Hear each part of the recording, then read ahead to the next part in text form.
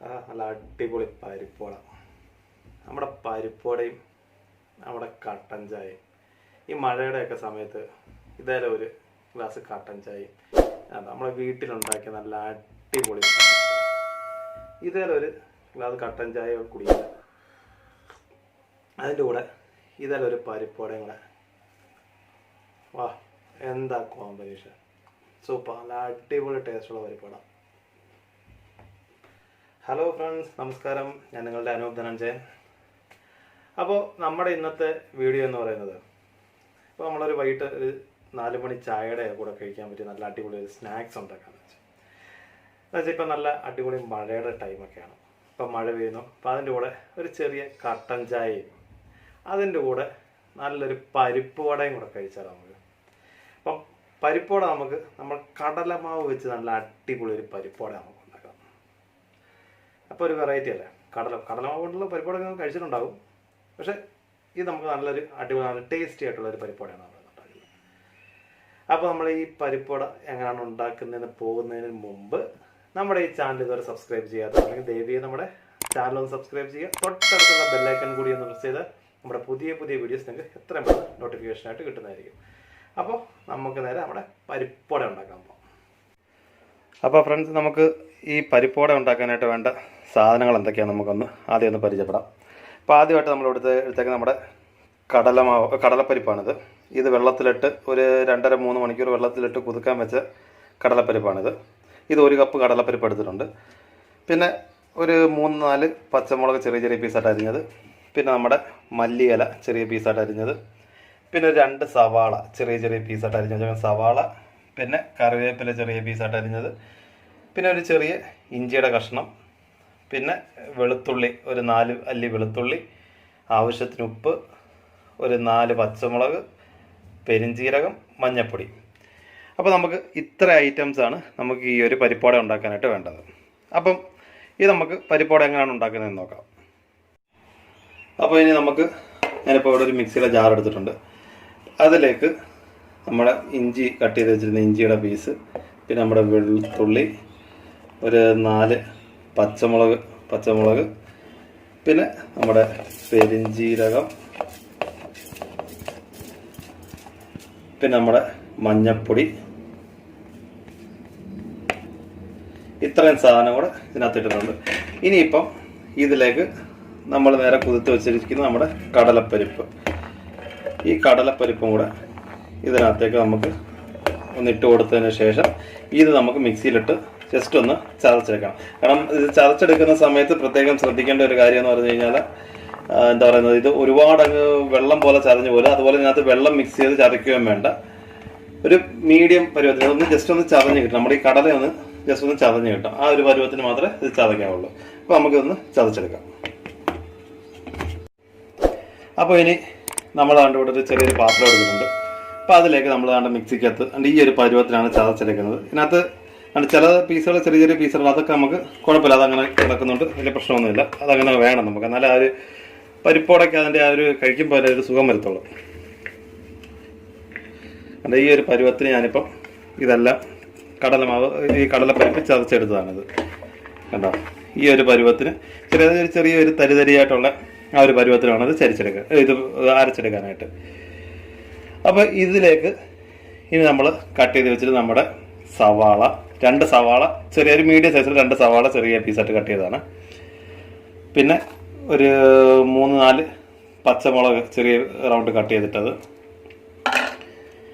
പിന്നെ നമ്മുടെ മല്ലിയില അവരവരുടെ ആവശ്യത്തിന് ചേർക്കുക. കുറച്ച് മല്ലിയില ചേർത്തിട്ടുണ്ട്.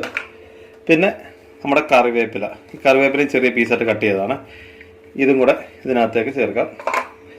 അതിനുശേഷം നമുക്ക് വേണ്ട ആവശ്യത്തിനുള്ള ഉപ്പ്, അത് അവരവരുടെ ആവശ്യത്തിന് നോക്കി അങ്ങ് ചേർത്താൽ മതി. ഉപ്പും കൂടെ ഇതിനകത്തേക്ക് നമുക്ക് ചേർത്തതിന് ശേഷം ഇത് നല്ലപോലെ ഒന്ന് മിക്സ് ചെയ്യാൻ. അപ്പോൾ നമ്മുടെ കടലമാവെല്ലാം നല്ല മസാല എല്ലാം പുരട്ടി, മസാല മീൻസ് നമ്മുടെ മല്ലിയിലയും കറിവേപ്പിലയും ഉള്ളിയും പച്ചമുളകും എല്ലാം കൂടെ ചേർത്ത് നല്ലപോലെ കുഴച്ച് വെച്ചിട്ടുണ്ട്. എന്നിട്ട് ഈ എപ്പോൾ തന്നെ നല്ല മല്ലിയുടെ ഒക്കെ നല്ല അടിപൊളി മണവും ആ ഒരു ഫ്ലേവർ വരുന്നുണ്ട്.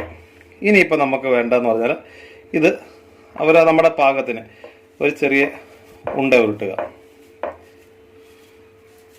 ഇതേപോലെ ചെറിയ ചെറിയ ഓരോ ബൗളാക്കിയതിന് ശേഷം ഇത് ജസ്റ്റ് നമ്മുടെ കയ്യിലേക്ക് വെക്കുക. ഇതൊന്ന് പ്രസ് ചെയ്യുക. കണ്ടോ? അപ്പം ഈ ഒരു പരുവത്തിന് കിട്ടും. ഇത് നേരെ നമുക്കൊരു പാത്രത്തിലേക്ക് മാറ്റാം. അതിനുശേഷം വീണ്ടും അടുത്ത ഒരു ബോൾ ഉണ്ടാക്കുക. ഞാൻ നേരത്തെ കാണിച്ച പോലെ തന്നെ ഓരോ ഉണ്ട ഉരുട്ടിയതിന് ശേഷം ഇത് നമ്മൾ കയ്യിലേക്ക് വെക്കുക. ജസ്റ്റ് ഒന്ന് പ്രസ് ചെയ്ത് കൊടുക്കുക. ഇതെല്ലാം കൂടെ നമുക്ക് ഇങ്ങനെ ഒന്ന് ചെയ്തെടുക്കാം ആദ്യം.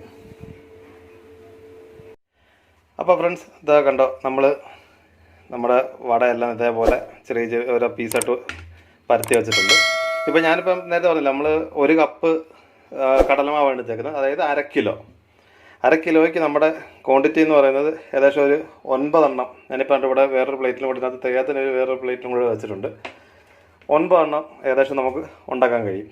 ഇത് നമ്മൾ കടകളിൽ നിന്നൊക്കെ മേടിക്കുന്ന അതേ സെയിം ടേസ്റ്റ് നമുക്ക് വളരെ ഇതിന് വലിയ ടൈമൊന്നുമില്ല. കാരണം നമ്മുടെ കടല ഒന്ന് കുതുക്കാൻ വെക്കുന്ന ഒരു ടൈം മാത്രമേ ഉള്ളൂ നമുക്ക്.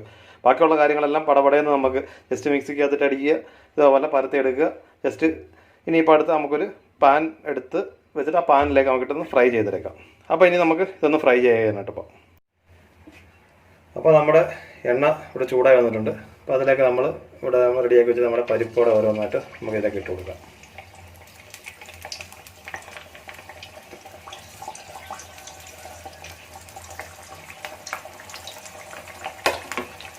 അപ്പോൾ ഇനി നമുക്ക് ഇതൊന്ന് ജസ്റ്റ് ഒന്ന് ഫ്രൈ ആയി വരാനായിട്ട് നമുക്കൊന്ന് വെയിറ്റ് ചെയ്യാം. അപ്പോൾ നമ്മുടെ വട ഇവിടെ നല്ല അടിപൊളിയായിട്ട് ഫ്രൈ ആയിട്ടുണ്ട്. കണ്ടോ? നല്ല അടിപൊളി ഇപ്പോൾ ഒരു ഏകദേശം നല്ലൊരു ഗോൾഡൻ കളർ വന്നിട്ടുണ്ട്. ഇനിയിപ്പോൾ നമുക്കിതൊരു പാത്രത്തിലേക്ക് നമുക്ക് മാറ്റാം.